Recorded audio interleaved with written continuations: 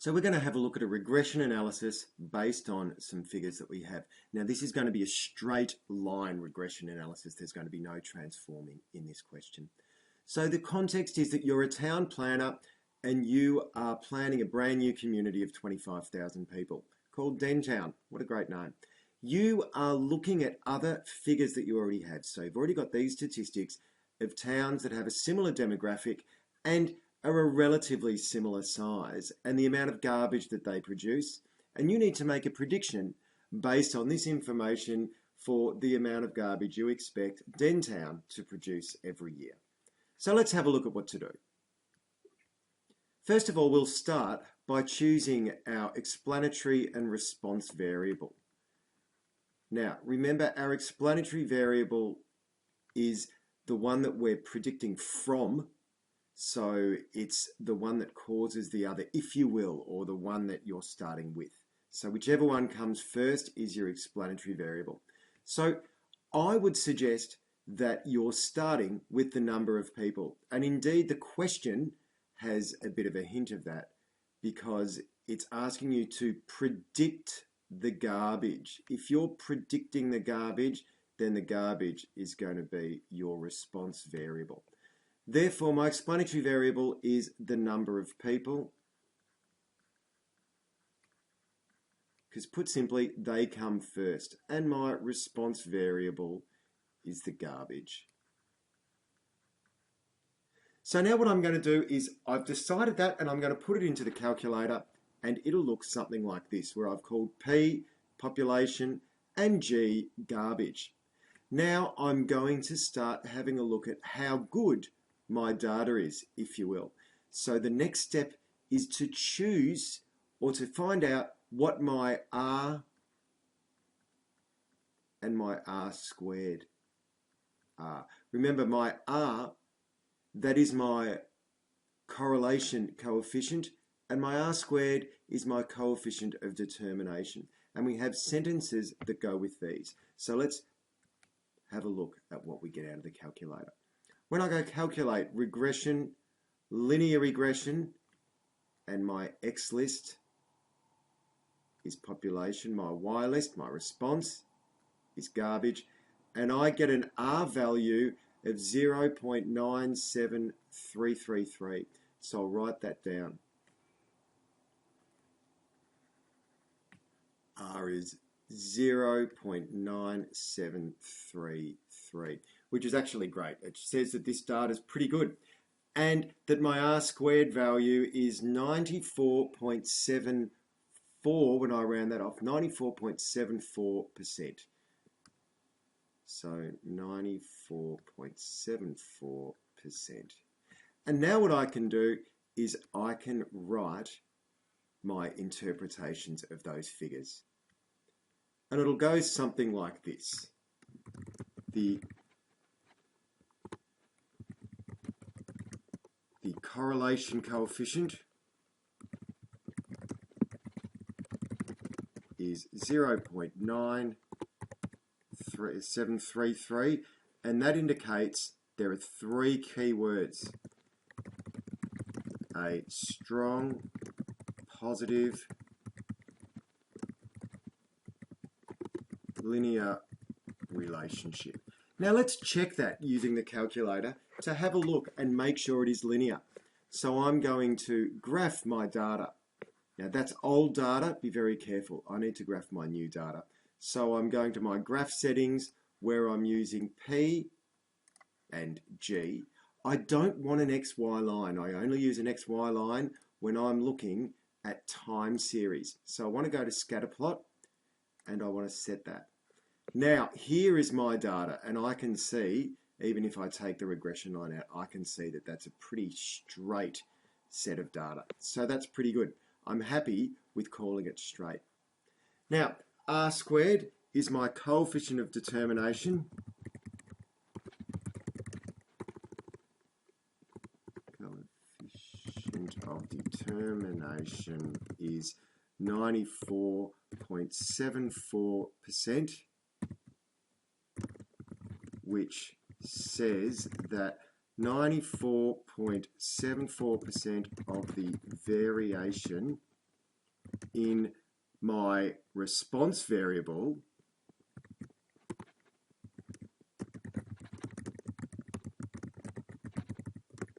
can be explained by the variation in population. It's important that you get those correct. So that's what it asks you for when it's asking you to interpret those two pieces of information. So really quickly, just keep in mind, when I'm asked about the correlation coefficient, I'm looking for three words: strong, positive, linear, or moderate, or weak, positive or negative, linear or non-linear. This case, it's strong, positive, linear, and you'll be able to check those values using a table. The coefficient of determination asks for this statement: 94.74% of the variation in the first part here is the response variable, and the second part here is the explanatory variable. Really important that you get those right. Now it's time to have a look at our regression line, and we do that by going Calc, Regression, Linear Regression, and putting our explanatory variable in the X list and our response variable in the Y list and hitting OK. You can see now that you're given an equation in the form of y equals a plus bx, so you need to note that down, that you've got y equals a plus bx, and if you don't have it that way, it's a good idea to set your calculator so that it does give you a plus bx. A is negative 517.5, so let's write that down. A is negative 517.5. And B is 0.216. So let's get that down. B equals 0.216. So now I have the data of A and B. I know that my regression line will be y equals negative 517.5 plus 0.216x. So it might be time to interpret what this actually means. So now let's interpret the gradient and the y-intercept. You can see I've not only written the equation, the regression line here, but I've also put it in terms of the variables given, which is tons of garbage is negative 517.5 plus 0.216 times the population. So what that means is that my y-intercept tells me that when the population is 0, so when the explanatory variable is 0, the amount of garbage is this. So the expected amount of garbage is negative 517.5 tonnes. Now, that makes not a lot of sense in the context of this question, but that is the interpretation of the y-intercept of that number here. So for a town that has a population of 0, we expect them to have a negative amount of garbage. A bit strange. And secondly, interpreting the gradient, which is this number here, that suggests that for every one increase in the explanatory variable, the response variable will increase by 0.216. So what that means is that for every one increase in explanatory variable, number of people, so rather than EV, I'm going to write population. So for every one person that comes to this town, every one increase in population, the amount of garbage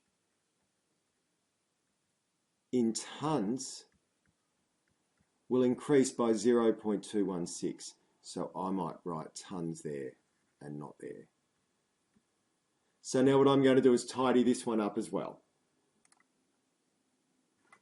So now we've got the gradient and the y-intercept interpreted correctly. The next thing we might have to do is to sketch the regression line itself. And although we can see it on the calculator here, we do need to be able to sketch it on a grid if we're given a grid. And this is how we're going to do that. First, we know the y-intercept. So if I have a look at my data, I can see my y-intercept is negative 517.5. So by picking 2 points, we're going to be able to, if this is the graph, imagine they're straight lines, we're going to have a point here, and then we're going to have a point somewhere here. We're going to rule a straight line between them. I know that if the bottom left point is point A, that will be at the point 0 and negative 517.5.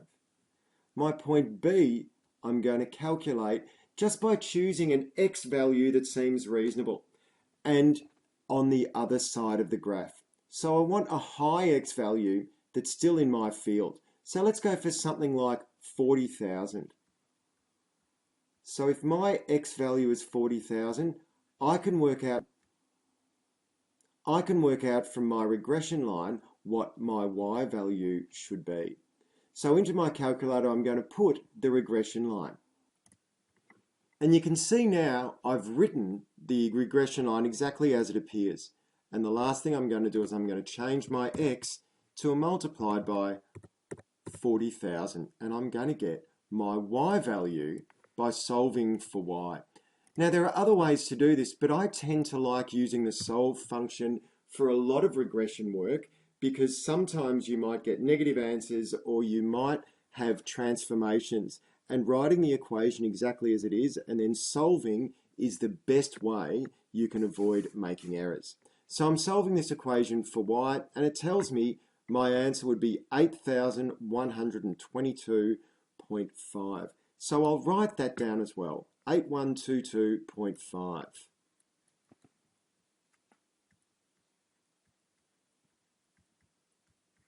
And now I've got 2 points that I can sketch a graph from. And here's my graph paper. So first of all, I'll make sure I rule my axes. And this is going to be difficult to do with this program. But here are my axes. And whatever you do, please make sure you rule them and you label them. So this is garbage. And this is population. Then I know my first point is at 0 and negative 517, which is there. And if you really want to make the examiners love you, write down the coordinates. And my other point is at 40,000 and 8122.5.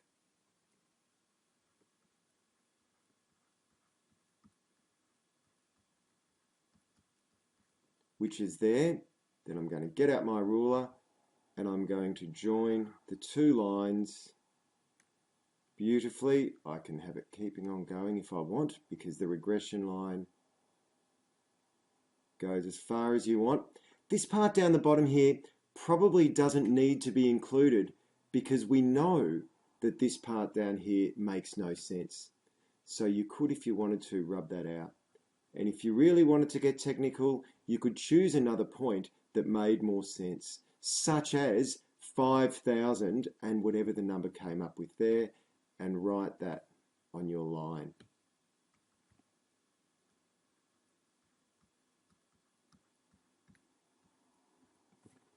And that way you have a graph which is completely unambiguous and you don't have a point which doesn't actually exist or can't possibly exist because people couldn't possibly produce negative 517.5 tons of garbage, or that just doesn't make sense. And now the final thing to do is actually make your prediction. So if the population is 25,000 people, then we predict garbage will equal negative 517.5 times 0.216 times 25,000 people. And of course, in our calculator, we've already got the equation. So all we need to do now is, rather than 40,000, which appears there, we make that 25,000 people, and we click OK, and we get 4882.5. So I'm going to write that down. So my regression line predicts that for a town of 25,000 people, I'm going to get 4,882.5 tonnes. Now let's have one final check to see if that seems reasonable. We've got some data here that we can refer back to. And our point of 25,000, that is interpolation, because it's inside the data. My data goes from 13,000 or thereabouts, that might be the lowest, all the way up to 46,000. And 25,000 is in that range. Therefore, I'm interpolating, which makes our check more reliable, or makes our prediction more reliable, because I can have a look and see whether 25,000 people should be producing this much garbage, or if it doesn't make any sense. So here I have, for example, 20,000 people produce 4,300, less people, slightly less. 29,000 people here produce 5,500, slightly more and slightly more. So it seems completely feasible that my prediction is correct, and it's reliable because I can check within my data range. I have that stuff, and that's interpolation. Now, the other possibility is that I would ask to look at 100,000 people or 200,000 people, which are outside of the range of data I have. I only go up to 46,000. And therefore, I would be extrapolating, which is less reliable. But this prediction is interpolation. It's relatively reliable, and I can check. And there is my regression analysis done.